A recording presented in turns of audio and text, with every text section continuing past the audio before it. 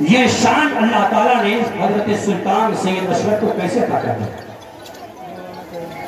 جب آپ اس پر غور کرتے ہیں تو ریزن ایک آتا ہے کہ ہم جیتے ہیں تو اپنے لیے، میرے سرکار جیتے تھے تو اللہ کے لیے۔ ہم کماتے ہیں تو اپنے لیے، ہم کھاتے ہیں تو اپنے لیے، ہم پیتے ہیں تو اپنے لیے، ہم چلتے ہیں تو اپنے لیے۔ مگر سلطان سید اشرف کھاتے تھے تو اللہ کی رضا کے لیے، پیتے تھے تو اللہ کی رضا کے لیے، چلتے تھے تو اللہ کی رضا کے لیے، بولتے تھے تو اللہ کی رضا کے لیے، اٹھتے تھے تو اللہ کی رضا کے لیے، بیٹھتے تھے تو اللہ کی رضا کے لیے، سوتے تھے تو اللہ کی رضا کے لیے۔ تو جس کا کام ہی، جس کا سارا کام، سارا وقت، سارا لمحہ اللہ کے لیے ہو، تو بھلا بتاؤ اللہ اسے نہیں نوازے گا تو کیا ہم کو نوازے؟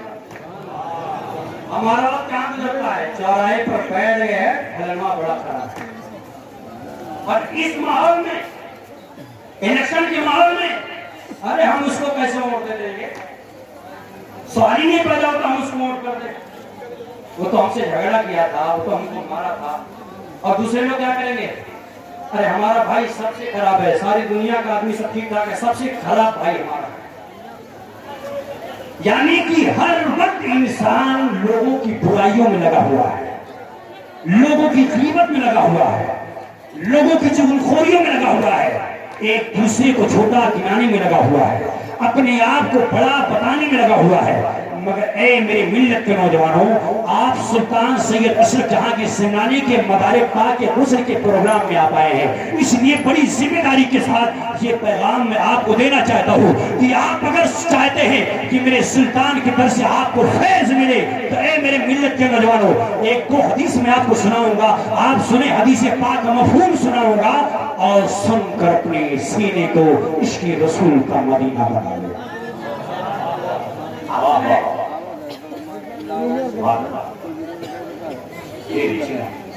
اللہ کے نبی صلی اللہ علیہ وسلم نے فرمایا جس انسان کے اندر 3 خصلتیں پیدا ہو جائیں، اللہ تعالیٰ میدان محشر میں اس کا حساب و کتاب آسان فرما دے گا۔ اچھا کتنے لوگ ہیں جو جاننا چاہتے ہیں وہ حدیث کون سی ہے؟ 3 خصلتیں کون سی ہیں؟ اللہ کے نبی فرماتے ہیں جس کے اندر 3 باتیں پیدا ہو جائیں، اللہ تعالیٰ کل میدان محشر میں اس کا حساب و کتاب آسان فرما دے گا۔ اچھا کتنے لوگ چاہتے ہیں کہ محشر کا حساب سخت نہ ہو، محشر کا حساب بہت آسان ہو جائے؟ کتنے لوگ چاہتے ہیں؟ سب چاہتے ہیں نا؟ تو سنیں، میرے سرکار کے آستانے کے سامنے بیٹھے ہیں، میرے سرکار کے آستانے کی طرف نظر کر کے دل پہ ہاتھ رکھ کر بولیں یہ جو باتیں میں آپ کو بتا رہا ہوں انشاءاللہ یہ بات اپنے دل میں آپ پیدا کر لیں گے۔ تو سنیں وہ 3 باتیں کون سی ہیں؟ سب سے پہلی بات، صحابی رسول نے عرض کیا یا رسول اللہ ان 3 باتوں میں سے سب سے پہلی بات کون سی ہے؟ تو نبی کونین صلی اللہ علیہ وسلم نے ارشاد فرمایا وہ 3 جو خصلتیں، جو 3 باتیں ہیں، ان میں سب سے پہلی بات یہ ہے کہ جب تمہیں کوئی محروم کرے تب تم مجھ سے عطا کر دو۔ میرے سلطان کا فرمان، میرے رسول کا فرمان ہے کہ جب تمہیں کوئی محروم کرے تو تم مجھ سے عطا کر دو۔ کیا مطلب یہ ہے کہ اگر تمہارے گھر پہ کوئی ضرورت مند تم سے کچھ مانگنے آتا ہے، تم سے کوئی بھی سامان مانگنے آتا ہے، قرض کے طور پر تم سے پیسے مانگنے آتا ہے، آپ کے پاس پیسے اور اس کے پاس پیسے ہیں، آپ اس کے گھر مانگنے گئے ہیں، اس کے پاس پیسے ہیں مگر اس نے آپ کو دینے سے انکار کر دیا ہے، لیکن اللہ نے اگر آپ کو نوازا ہے، اللہ نے دے دیا آپ کو اور پھر آپ دینے کے لائق ہے، لیکن وہ انسان جس نے تمہیں پہلے محروم کر دیا تھا، دینے سے انکار کر دیا تھا، جب وہ آپ کی چوکھٹ پر سوالی بن کر آئے تو میرے نبی کہتے ہیں اس نے تو تمہیں منع کر دیا تھا، لیکن انتقام لینے کے لیے تم منع مت کرو، اس نے تمہیں منع کیا تھا لیکن تم اسے دے دو، اس لیے کہ ڈر سے خالی کوئی نہ جائے۔ یہی میرے رسول کی سنت ہے، یہی میرے رسول کا طریقہ ہے، جب تم سے کوئی مانگے تو تمہارے پاس جو کچھ ہے اسے عطا کر دو، اس لیے کہ یہی ہے سنت مصطفیٰ۔ دوسری بات ہے اللہ کے نبی فرماتے، دوسری بات یہ ہے کہ جب تم پہ کوئی ظلم کرے تب تم صبر کرو۔ آج ہم صبر کرتے ہیں، 1 منٹ ہمارا ہے تو تم ہمیں 10 منٹ ہمارے گے، چھوٹا سا مقدمہ لکھایا ہے تو ہم بڑا مقدمہ لکھائیں، ایک گالی دیا ہے تو ہم تمہیں 10 گالی دیں گے، تم نے ہمیں کچھ 1 باتیں بولی ہم تجھ سے 10 بات بولیں گے، یہ ہے ہماری سوچ. لیکن اگر صبر کے بارے میں صبر سیکھنا ہے تو صبر سیکھو نواز رسول سے, جگر گوش بطول سے, سرکار امام حسین سے. اگر صبر سیکھنا ہے تو سید الانبیاء سے صبر سیکھو. جو عورت میرے رسول کے راستے میں کانٹے بچھاتی تھی, میرے رسول اسی کے لیے دعائیں فرماتے تھے. اللہ اکبر, اللہ اکبر, یا رسول اللہ, زندہ آواز.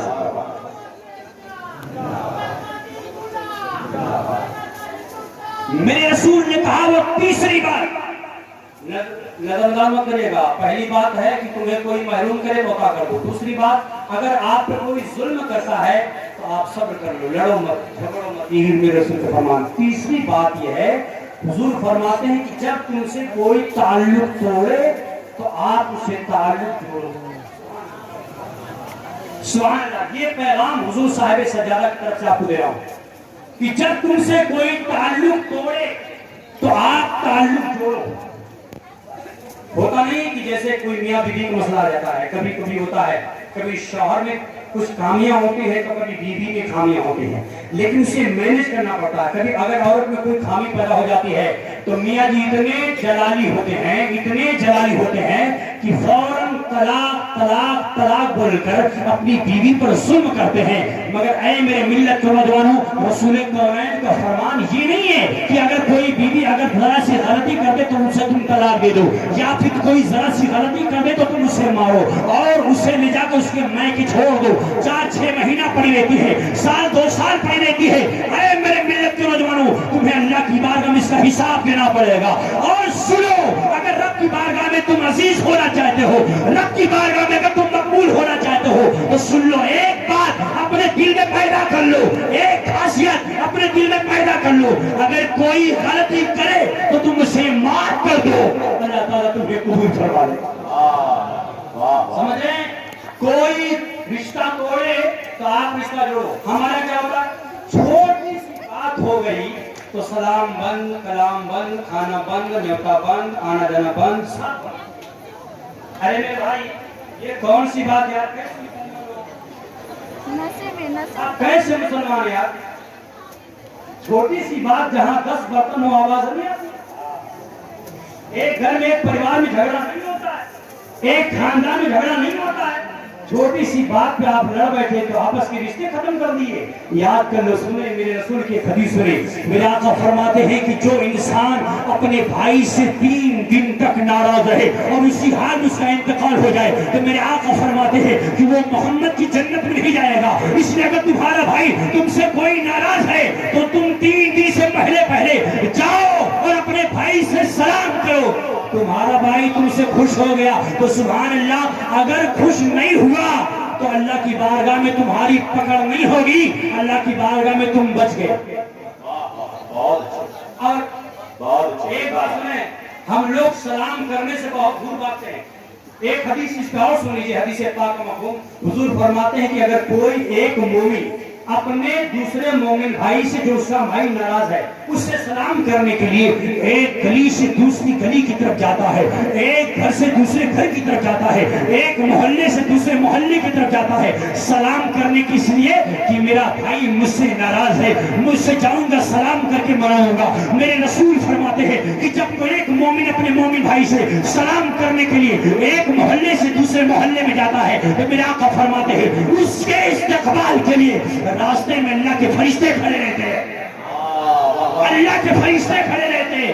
اور یہی تک نہیں, حضور فرماتے کہ جب تم نے سلام کر لیا, اگر تمہارا بھائی تمہارے سلام کا جواب دے دیا تو اچھی بات ہے, اگر جواب نہیں دیا تو تمہیں غمگین ہونے کی ضرورت نہیں ہے. جب تم سلام کرتے ہو, تمہارا بھائی اگر تمہارے سلام کا جواب نہیں دیتا ہے تو تمہارے سلام کا جواب اللہ کے فرشتے عطا کرتے ہیں, اللہ کے فرشتے دیتے ہیں.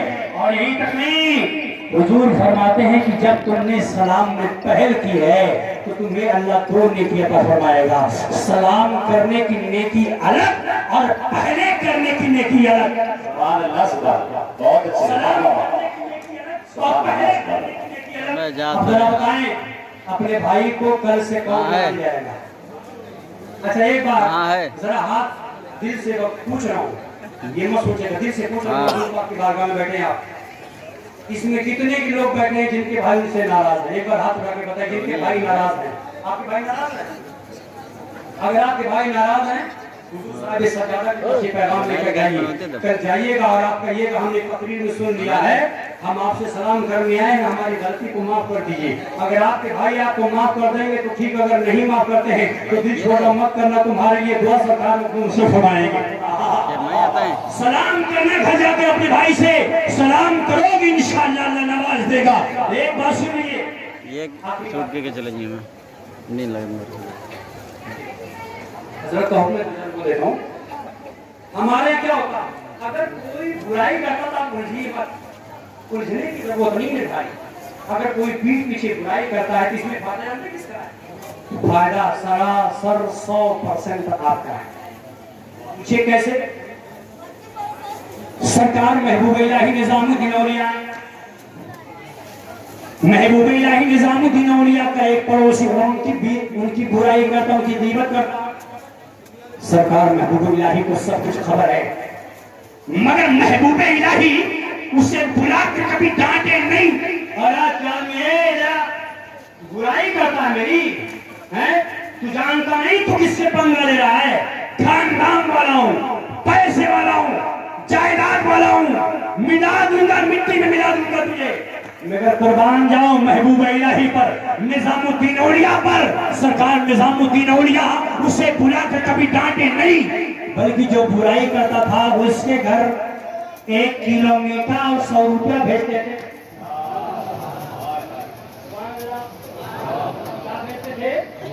1 किलो मीठा और 100 रुपया। आज कैसा अगर हो जाए तो आदमी कहेगा यार नौकरी करने से बेहतर है खाली बुराई। सऊदी जाने से क्या फायदा? 10 आदमी की बुराई करो तो 10 किलो मीठा आ जाएगा, 1000 रुपया आ जाएगा, है ना? लेकिन वो निजामुद्दीन औलिया थे, वो निजामुद्दीन औलिया 1 किलो मीठा 100 रुपया देते। अब तो बेचारा बहुत खुश था, कहता यार क्या मतलब है कमाने खाने का, महबूब इलाही की बुराई कर रहा हूं, अपना काम का चल रहा है, बढ़िया बिजनेस है एक नंबर का, इससे बढ़िया बिजनेस क्या हो सकता है? लेकिन उसकी बीवी बड़ी समझदार थी। बीवी ने बुलाया, कहा मेरे शौहर ये बताओ ये मिठाई कहां से आती है? तो कहता है कि निजामुद्दीन औलिया भेजते हैं। कहा ये पैसा कहां से आता है? तो कहता है कि ये निजामुद्दीन औलिया भेजते हैं। बीवी ने कहा क्यों? तो कहता मैं उनकी बुराई करता हूं तो भेजते हैं। बीवी ने कहा तुम कैसे हो? अरे बुराई करना छोड़ दो, जब तुम बुराई करते हो तो 1 किलो भेजते हैं, अगर तारीफ करना शुरू करोगे तो 2 किलो कहती वो कहता है यार इतना लेट मसला भी, ये तो मैं भूल ही गया था कि मैं बुराई करता हूँ 1 किलो आता है, 1 किलो मीठा आता है, और तारीफ करूंगे तो कंफर्म है कि 2 किलो मीठा करता है, 2 किलो मीठा तो आएगा ही, 200 रुपया आएगा। कहता बस आज से बुराई बंद, आज दिन भर जो है वो बैठकर होटल में बैठकर निजामुद्दीन औलिया की तारीफ करूंगा। लेकिन बेचारा सुबह फजर की नमाज के बाद से लेकर मगरिब तक बुराई करता रहा, ना पैसा आया ना मिठाई आई, पैसा भी नहीं मिठाई भी नहीं, अब तो परेशान। कहता यार ये उल्टा कैसे हो गया? ऐशा तक इंतजार किया, सोच रहा शायद अब आने वाला होगा, शायद अब आएगा, मगर ऐशा के बाद 10 बज गया, 10 के बाद 11, 11 के बाद 12, मगर ना पैसा का पता है ना मिठाई। अब तो हैरत में सोचा हो सकता है कि आज कहीं बिजी हूँ, हजरत कल भेज दे, कल भी बुराई करता रहा मगर कल भी पैसा नहीं आया, मीठा भी नहीं आया, तीसरे दिन भी करता रहा मगर तीसरे दिन ना पैसा ना मिठाई। हजरत की बारगाह में गया, बड़ी हैरत में है, बड़ा परेशान है। सरकार निजामुद्दीन औलिया की बारगाह में गया, और जब जाके बैठ गया हैरत में है, सरकार निजामुद्दीन औलिया ने उसकी तरफ देखा तो कहता है हुजूर एक बात पूछनी है। हुजूर निजामुद्दीन औलिया ने फरमाया बोल बेटा क्या पूछना है? वो कहता हुजूर जब तक मैं आपको बुराई करता था तो आप मुझे मीठा भी बेचते थे, मुझे पैसा भी बेचते थे, लेकिन जब मैंने बुराई करना बंद कर दिया, मैंने आपकी कीमत करना छोड़ दिया, तो आपने मुझे पैसा देना छोड़ दिया। हुजूर क्यों? सरकार महबूब इलाही का जो जवाब है وہ جواب ایسا جواب ہے جو مردہ دل کو زندہ کر دے اور اس مردہ دل میں عشق رسول کا مدینہ بسا دے. کہا میاں جب تم مجھے فائدہ دیتے تھے تب میں تجھے مٹھائی دیتا تھا, جب تم مجھے فائدہ پہنچاتے تھے تب میں تجھے پیسہ دیتا تھا, لیکن جب تم نے مجھے فائدہ پہنچانا بند کر دیا, کس بات کی مٹھائی, کس بات کا پیسہ. وہ سر پکڑ کے بیٹھ کے کہا حضرت اللہ کی قسم سویرے سے شام کا خالی برائی کرتا تھا, کون سا فائدہ کیا؟ کوئی تو فائدہ کیا, فائدہ والا کام میں نے آج تک کچھ کیا ہی نہیں ہے. حضور نظام الدین اولیا کا جواب تھا بیٹا جو تو میری برائی کرتا تھا وہی تو مجھے فائدہ پہنچاتا تھا. میرے رسول کا فرمان ہے کہ جب کوئی مومن کسی دوسرے مومن کی برائی کرتا ہے تو اپنی نیکیاں اسے دیتا ہے اور اس کا گناہ اپنی ذمہ لیتا ہے. تو جب تک تو میری برائی کرتا تھا تو میرا گناہ تو اپنے سر لیتا تھا اور اپنی نیکیاں مجھے دیتا تھا, اسی کے بدلے میں تجھے میٹھا دیتا تھا, پیسہ دیتا تھا. لیکن جب تم نے میری برائی کرنا بند کر دیا اب میرا گناہ تجھے نہیں ملتا, تیری نیکی مجھے نہیں ملتی. اس بات کا پیسہ, اس بات کو اٹھائی. اس نے کہا حضور سمجھ گیا, آج کے بعد میری زبان پر کبھی بھی آپ کو برائی نہیں آئے گی, آج کے بعد میری زبان پر کسی بھی مومن کی برائی نہیں آئے گی. ارے ولی کی صحبت تو وہ صحبت ہے کہ اگر جانور بھی ولی کی صحبت میں رہ جائے تو اللہ تعالیٰ اسے بھی ولی صفت بنا دیتا ہے. یاد کرو تاریخ کی چھوٹا شریف کی تاریخ, میرے سلطان کی بارگاہ میں پلنے والی بلی کو اللہ نے اتنا کمال عطا کر دیا تھا کہ کتنے مہمان آئیں گے میرے سلطان میرے سرکار کے پاس, میرے سرکار کی بارگاہ میں رہنے والی بلی پہلے ہی بتا دیتی تھی. لیکن ہمارا ٹاپک میں آج کر رہا اسلام معاشرہ پر کہ آپ اگر کسی کی برائی کرتے, ایک آخری حدیث کا مفہوم ہے, بس 2 منٹ پوری کر رہا ہوں, صرف 2 منٹ میں معذرت صرف 2 منٹ میں. اللہ کے نبی صلی اللہ علیہ وسلم نے اپنے صحابہ سے پوچھا مل مسکین, بہت توجہ سنیے گا, بہت پیاری حدیث شریف ہے. ساری حدیث پیاری ہوتی مگر عنوان کے حساب سے. حضور نے فرمایا مل مسکین, مسکین کسے کہتے ہیں؟ تو صحابہ رسول نے عرض کیا یا رسول اللہ من لا درہم لہ ولا متاع, یا رسول اللہ جس کے پاس دراہم و دنانیر نہیں ہے وہی انسان مسکین ہے.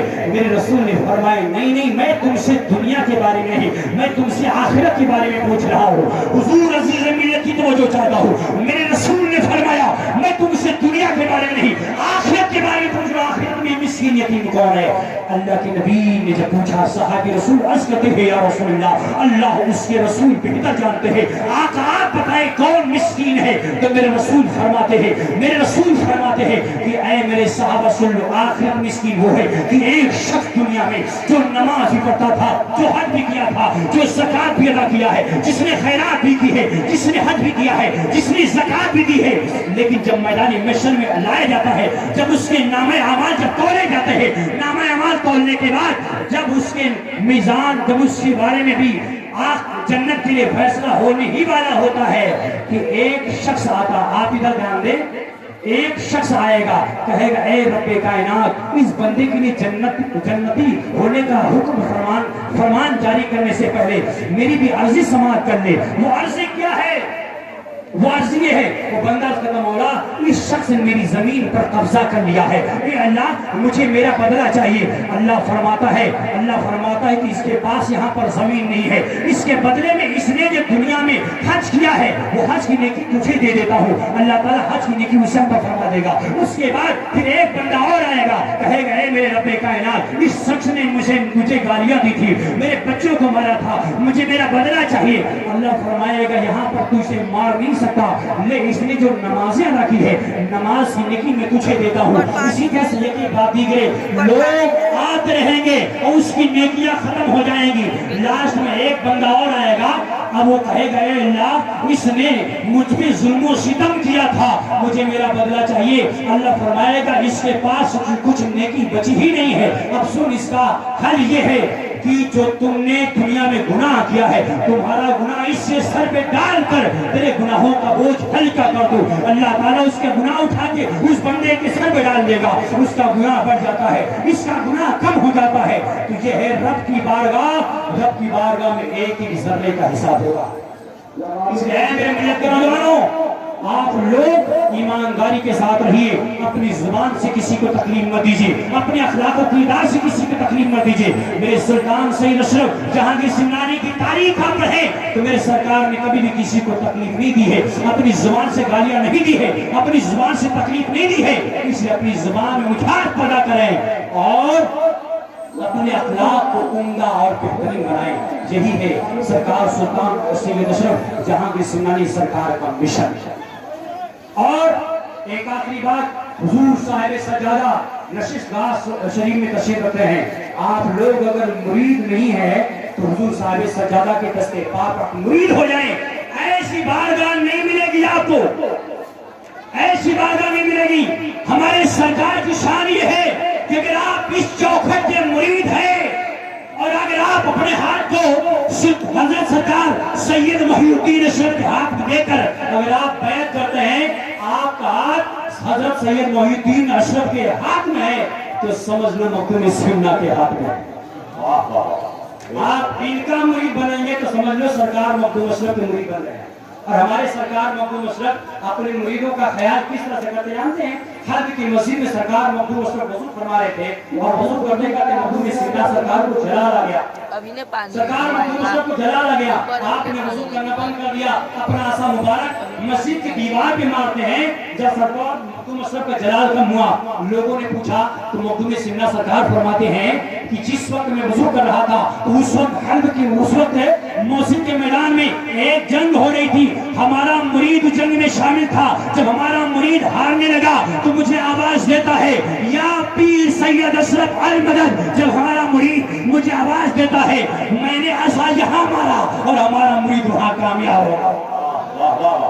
اس لیے جو لوگ مرید نہیں ہیں نشست گاہ میں جا کے حضور صاحب سجادہ سے مرید ہو جائیں، انشاءاللہ تعالیٰ پھر ایسا وقت آپ کو پتہ نہیں ملے نہ ملے، انشاءاللہ تعالیٰ آپ یہاں سے مرید ہوں گے تو آپ کا رشتہ رسول کونین سے جڑ جائے گا۔ اللہ رب العزت کی بارگاہ میں دعا ہے کہ اگر ہمارے پڑھنے میں کہیں سے کوئی خامیاں ہوئی ہوں، کوئی غلطی ہوئی ہو، حضور صاحب سجادہ کے شاعر نشان کے مطابق کچھ کلمات اگر میرا ہوئی ہوں تو میں اللہ رب العزت کی بارگاہ میں توبہ و استغفار کرتا ہوں۔ استغفر اللہ ربی من کل ذنب و اتوب الیہ، وآخر دعوانا ان الحمد للہ رب العالمین۔